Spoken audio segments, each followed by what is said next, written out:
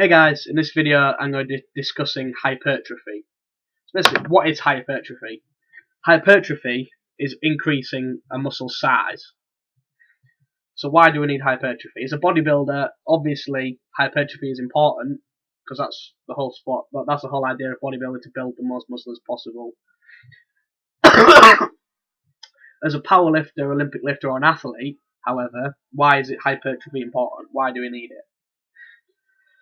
Basically, the higher muscle's cross-sectional area, it has an increased ability to produce force. This has been shown in research across the board.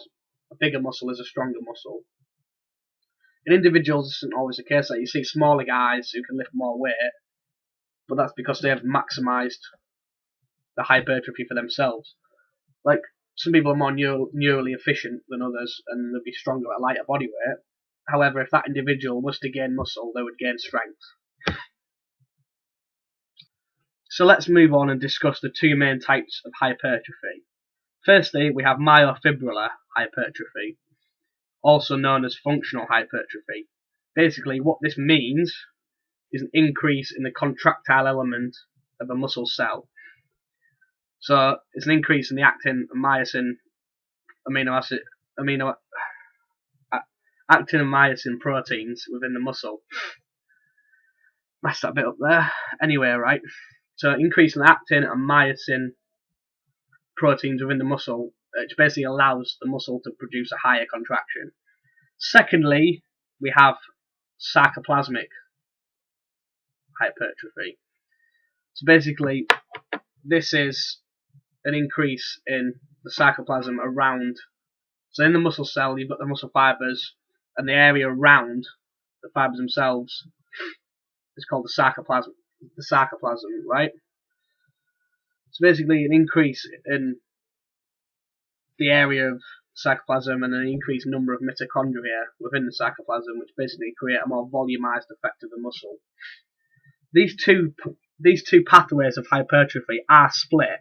However, there is a crossover between the both. Like, if you increase cross-sectional area, power and force output will increase, regardless of whether it's mostly myofibrillar or sarcoplasmic. Even though sarcoplasmic's labelled as non-functional, it's still functional. It will still increase your muscle's ability to contract. It's also important to note that you can't really split these two apart. Like, it's conventionally understood that low rep range and high intensity, like 1 to 5 reps, develops more myofibrillar hypertrophy, and higher reps develops more sarcoplasmic. However, you can't really separate the two.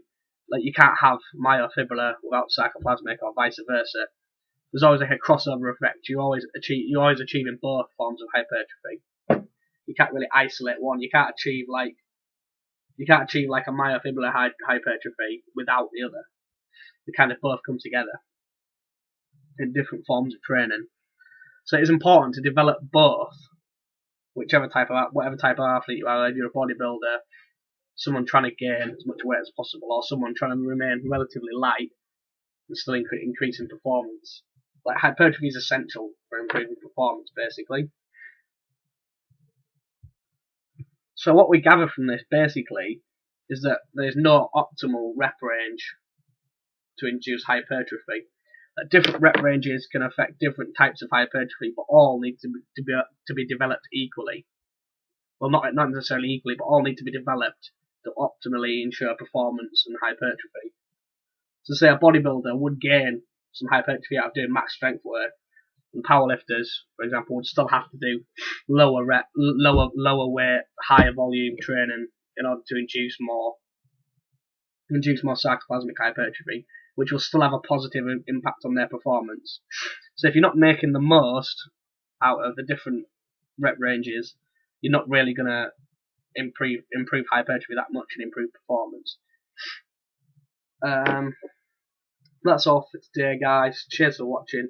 If you have any questions, pop them down below. Cheers for watching. If you like this video, please like and subscribe. Peace out.